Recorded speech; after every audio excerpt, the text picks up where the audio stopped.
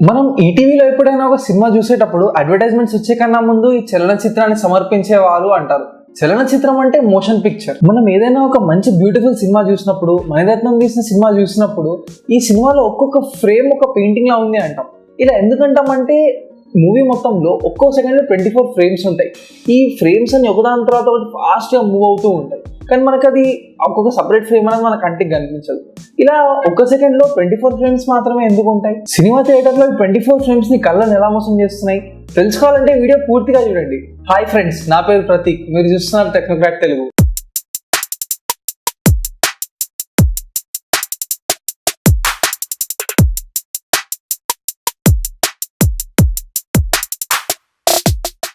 పాతకాలం సినిమా థియేటర్స్లో అంటే ఒక 5-10 years ముందు కూడా సినిమా థియేటర్స్లో రీల్స్ని వాడేవాళ్ళు.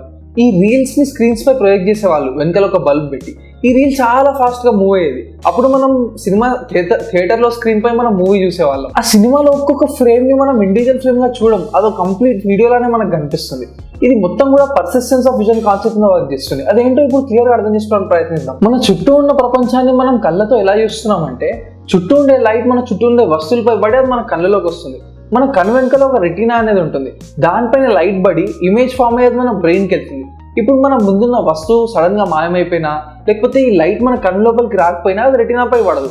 కానీ మన బ్రెయిన్ లో ఉన్న ఇమేజ్ అలాగే ఉంటుంది, కొద్దిసేపు వరకు అలాగే ఉంటుంది. మన కళ్ళలోకి లైట్ పడడం ఆగిపోయిన తర్వాత కూడా మన బ్రెయిన్ లో ఇమేజ్ 1/15 సెకండ్ పాటు అలాగే ఉంటుంది. అంటే దాదాపు 66 milliseconds పాటు. అంటే మీరు కళ్ళు మూసుకున్న తర్వాత 66 milliseconds పాటు మీరు లాస్ట్ చూసిన ఇమేజ్ మీ బ్రెయిన్ లో సేమ్ అలాగే ఉంటుంది. సడన్ గా లైట్స్ ఆఫ్ అయిపోయిన తర్వాత కూడా 66 milliseconds పాటు ఆ చుట్టూ ఉండే దాని ఇమేజ్ మీ బ్రెయిన్ లో అలాగే ఉంటుంది.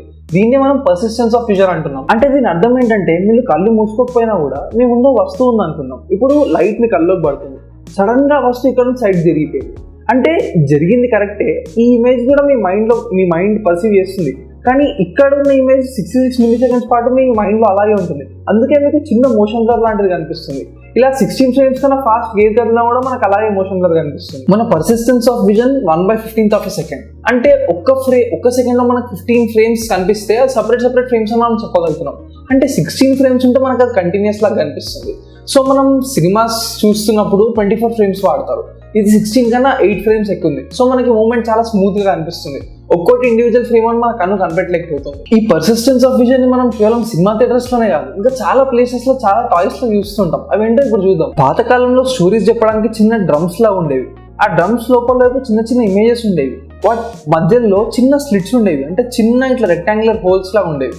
ఆ హోల్స్ లోపల నుంచి మనం చూస్తే మనకి అవతల పక్కలో ఉన్న ఇమేజ్ కనిపించేవి. అలా ఈ డ్రమ్ మొత్తం మనం ఫాస్ట్ గా తిప్పినప్పుడు ఏదో గుర్రం ఎగురుతున్నట్టు, లేకపోతే ఒక పవర్ ఎగురుతున్నట్టు మనకు కనిపించేది. దీని ద్వారా డ్రమ్స్ మారుస్తూ మన కథలు కూడా చెప్పేవాళ్ళు. ఒక చిన్న కార్డ్ కి అటు ఇటు దారం కట్టి, ఆ కార్డ్ ఒకవైపు ఒక కేజ్, ఒకవైపు ప్యారెట్ పెట్టి మనం ఆ కార్డ్ ని విప్పినప్పుడు ఆ ప్యారెట్ ఆ కేజ్ లో ఉన్నట్టు కనిపిస్తుంది. ఇదే కాకుండా మీరు కలర్ వీల్ కూడా చూసుంటారు. కలర్ వీల్ లో ఆ వీల్ పై అన్ని కలర్స్ ఉంటాయి. ఆ వీల్ మధ్యలో 2 హోల్స్ నుంచి ఒక దారం వెళ్తుంది. దాన్ని మనం చేతిలో పట్టుకొని తిప్పినప్పుడు ఆ వీల్ ఫాస్ట్ గా తిరుగుతుంది. అప్పుడు ఈ కలర్స్ అన్ని కలిసి మన కంటికి వైట్ లాగా కనిపిస్తాయి. అంటే దీని అర్థం ఏంటంటే, ఒక్కో కలర్ అన్ని పొజిషన్స్ లో దాదాపు 66 milliseconds ఎలాగో ఉంటుంది. సో ఈ అన్ని కలర్స్ మన మైండ్ లో కలిసి మనకు వైట్ కలర్ వస్తున్నట్టు కనిపిస్తాయి. ఇవే కాకుండా ఈ పర్సిస్టెన్స్ ఆఫ్ విజన్ వాడి ఇంకా చాలా లేటెస్ట్ టాయ్స్ కానీ, గ్యాడ్జెట్స్ కానీ చాలా వచ్చాయి. ఉదాహరణకు మీరు ఈ వీడియోలో చూడొచ్చు. ఈ వీడియోలో ఒక సింగిల్ LED స్ట్రిప్ మాత్రమే ఉంటుంది. కానీ ఆ స్ట్రిప్ ఫాస్ట్ గా సర్క్యులర్ పాత్ లో తిరుగుతూ ఉంటుంది. అప్పుడు ఒక్కొక్క పాయింట్ లో లైట్ ఆన్ అవ్వడం, ఆఫ్ అవ్వడం, ఒక్కొక్క LED ఆన్ అవ్వడం, ఆఫ్ అవ్వడంతో మీకు ఒక లైట్ ట్రైన్ లాంటిది కనిపిస్తుంది. దాని ద్వారా మీరు క్లాక్స్ డిజైన్ చేసుకోవచ్చు, ఒక మ్యాప్ ని డిజైన్ చేసుకోవచ్చు, ఒక సెమీ సర్కిల్ తో మీరు ఒక గ్లోబ్ కూడా డిజైన్ చేసుకోవచ్చు. మీరు పర్సిస్టెన్స్ ఆఫ్ విజన్ ని ముఖ్యంగా దివాళీ టైంలో చూసుంటారు. ఎందుకంటే మీరు ఫైర్ స్టిక్స్ పట్టుకొని దాన్ని తిప్పుతున్నప్పుడు ఎగ్జాక్ట్ గా అది కాలే పాయింట్ లో చాలా బ్రైట్ గా ఉంటుంది. దాన్ని మీరు సర్కిల్ గా తిప్పినప్పుడు సర్కిల్ లా ఫామ్ అవుతుంది, లేకపోతే ఏదో రాసినప్పుడు చిన్న లైన్ లా ఫామ్ అవుతుంది. ఇది ఖచ్చితంగా మీరు కంటితో ఈజీ గమనించి ఉంటారు. మనం ఇంత ముందు వరకు ఉండే పాత థియేటర్స్ లో రీల్స్ ఉన్నప్పుడు దాని గురించి డిస్కస్ చేసాం. అంటే ఎలాగైతే ఒక ప్రొజెక్టర్ రీల్ ని ప్రొజెక్ట్ చేసి మన స్క్రీన్ పై కనిపించి ఆ రీల్ మూవ్ అయినప్పుడు మనకు మూవీ ఎలా కనిపిస్తుంది అనేది చూసాం. కానీ ఇప్పుడు థియేటర్స్ అన్ని డిజిటల్ అయిపోయాయి కదా అని మీరు నన్ను అడగచ్చు. అదే కాకుండా మనం మన ఫోన్స్ పై, టీవీ, ల్యాప్టాప్స్ వీటన్నిటిపై డిజిటల్ వీడియో చూస్తున్నాం. ఈ యూట్యూబ్ వీడియో కూడా డిజిటల్ వీడియోనే. అయితే ఇప్పుడు మీరు నన్ను అడగొచ్చు, ఈ ఒక్కొక్క వీడియోలో కూడా సపరేట్ ఫ్రేమ్స్ ఉంటాయా అని. పాత థియేటర్స్ లో రీల్స్ ఉన్నప్పుడు మాత్రమే కాదు, లేటెస్ట్ గా వచ్చే డిజిటల్ థియేటర్స్ లో కానీ లేకపోతే మీ ఫోన్స్, ల్యాప్టాప్స్, టీవీస్ వీటన్నిటిపై కూడా మీరు డిజిటల్ వీడియో చూస్తున్నప్పుడు అవన్నీ కూడా ఒక ఆప్టికల్ ఇల్యూజనే. అవన్నీ కూడా పర్సిస్టెన్స్ ఆఫ్ విజన్ మీద పనిచేస్తున్నాయి. అంటే వాటన్నిటిలో కూడా ఒక సెకండ్ కి 30 ఫ్రేమ్స్, 24 ఫ్రేమ్స్, 60 ఫ్రేమ్స్ ఉంటున్నాయి. ఉదాహరణకి ఇప్పుడు నేను ఈ వీడియో నా డిజిటల్ కెమెరాలో తీస్తున్నాను అంటే ఇది నాకు వీడియో తీస్తుంది, కానీ ఎవ్రీ సెకండ్ నాకు 30 ఫ్రేమ్స్ తీస్తుంది. ఇప్పుడు మీరు చూసిన విధంగా నేను ఈ వీడియోని 30 FPS లో రికార్డ్ చేస్తున్నాను, అంటే 30 ఫ్రేమ్స్ పర్ సెకండ్ లో రికార్డ్ చేస్తున్నాను. ఫ్రేమ్స్ పర్ సెకండ్ సంబంధించి నేను ఇంకో వీడియో ఈ వీడియో సిరీస్ లోనే తీసాను. ఈ వీడియో కింద ఖచ్చితంగా ఆ వీడియో కూడా చూడండి. దాని లింక్ నేను ఇక్కడ మీకు ఐ బటన్ దగ్గర ఇస్తున్నాను. పాతకాలంలో సినిమా థియేటర్స్ లో రీల్స్ ని వాడినప్పుడు ఫస్ట్ హాఫ్ కి సపరేట్ 3 రీల్స్, సెకండ్ హాఫ్ కి సపరేట్ 3 రీల్స్ వాడేవారు. అప్పుడు ఏం చేసేవాళ్ళు అంటే, సపోజ్ సినిమా థియేటర్స్ దగ్గరగా ఉన్నప్పుడు వాటిలో సేమ్ సినిమా ప్లే చేసినప్పుడు ఒక అతను సైకిల్ పై రీల్స్ ని ఆ థియేటర్ నుంచి ఈ థియేటర్కి మార్చేవాడు. అప్పుడు మధ్యలో ఉండే ఇంటర్వెల్ కాకుండా మనకు ఫస్ట్ హాఫ్ లో కూడా అప్పుడప్పుడు రీల్ తేవడం లేట్ అయినప్పుడు ఒక 10-15 మినిట్స్ బ్రేక్ లాగా వచ్చేది. అప్పుడు అందరూ థియేటర్ లో బాగా గోల చేసేవాళ్ళు. ఇప్పుడైతే కంప్లీట్ డిజిటల్ థియేటర్స్ వచ్చేసాయి. ప్రతి ఫిల్మ్ థియేటర్ కి ఒక హార్డ్ డ్రైవ్ వస్తుంది. అలాగే శాటిలైట్ నుంచి ఒక కీ వచ్చిన తర్వాత ఈ ఎన్క్రిప్టెడ్ మూవీ మొత్తం థియేటర్ లో ప్లే అవడం మొదలవుతుంది. అంటే అసలు పైరసీకి స్కోపే ఉండదు. ఇదే కాకుండా మీరు పాత ఫిలిమ్స్ లో చూస్తుంటే అక్కడక్కడ మీకు చిన్న వైట్ గీతలు కానీ చుక్కలు కానీ కనిపిస్తూ ఉంటాయి. దీనికి కారణం ఏంటంటే, ఒరిజినల్ ఫిలిం పై చిన్న గీతలు కానీ చుక్కలు కానీ ఉంటాయి. అది అలాగే మీకు ఇంకా కంటిన్యూ అవుతూ ఉంటుంది.